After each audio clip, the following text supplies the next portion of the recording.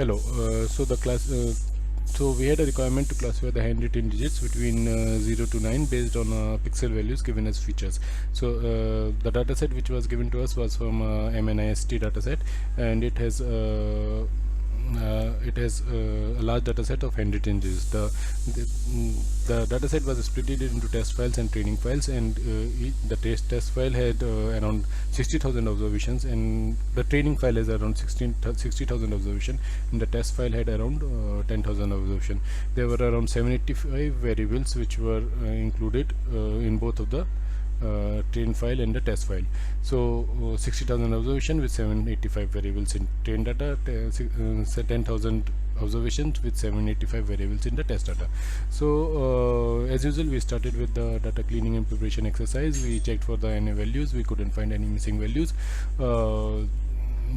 Now since we also checked for the uniqueness variables, but it was not meaningful for us in this case. Now if we would take all this data for modeling on, it would take huge computational resources. So we sample 50% of the test and train data randomly, and will and evaluated a model on this sample test data.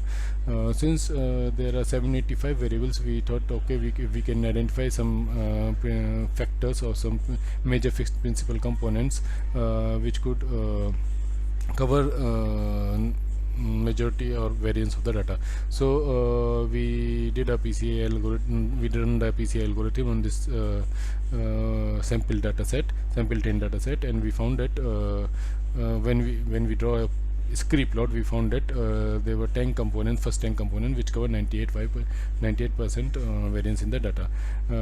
So looking at this, we transferred the full train data, full train sample data into data with these 10 PCA components. So we were no longer having the original list of 785 variables, but we were having only 10 variables. Then we started to build a linear boundary classifier. We started with linear boundary classifier.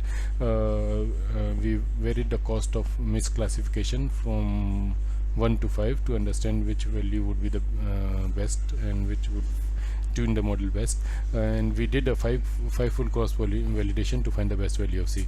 So accuracy was used to evaluate the model, and with these different values of C best, and we wrote a custom algorithm. We wrote a not a custom algorithm, but we put it in the algorithm of our the different values of C, and we found that best tuning of this linear module was possible with a value C is equal to 1, and accuracy which we got was 0.83. Then we decided to fit a radial classifier on instead of radial boundary region classifier instead of the linear boundary region classifier. So again on the same transform data set of 10 PCA components, we ran the radial basis kernel, and in here we varied the sigma value and C value from 0. So sigma value was varied from 0.01 to 0.05, and C was varied from 1 to 5, and then we evaluated different evaluated accuracies for each of these models. So the final values which we used for radial model were 0.05 for sigma and 5 for C, and with these values we achieved the accuracy to be 0.89. So we found that our radial classifier was having accuracy at 0.989, and the linear boundary classifier was having accuracy at 0.3. So we found that radial classifier was better than the linear boundary classifier on a PCA component of 10. So 10 PCA with 10 PCA components.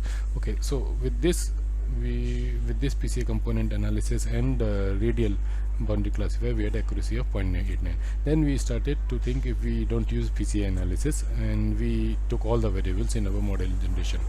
So in this approach, we again started with the linear boundary.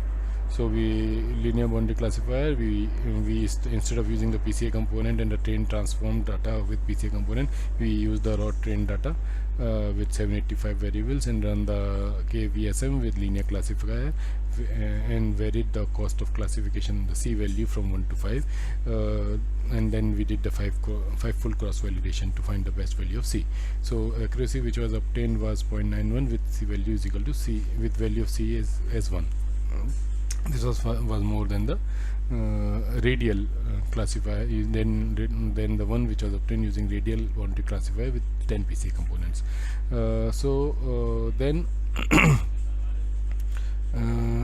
after this we use the radial after this we decided to use the radial boundary classifier on 785 on the model with 78 on the train data with 785 variables, and we varied the sigma from 0.05 to 0.01 to 0.05 and C value from 1 to 5.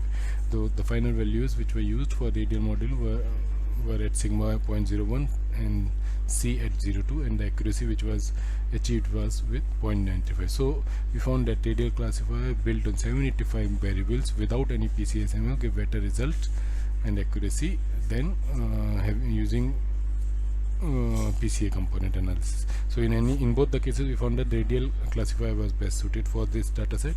Additionally, we found that we don't need to additionally our model result shows that we don't need to do any PCA component analysis. Thank you.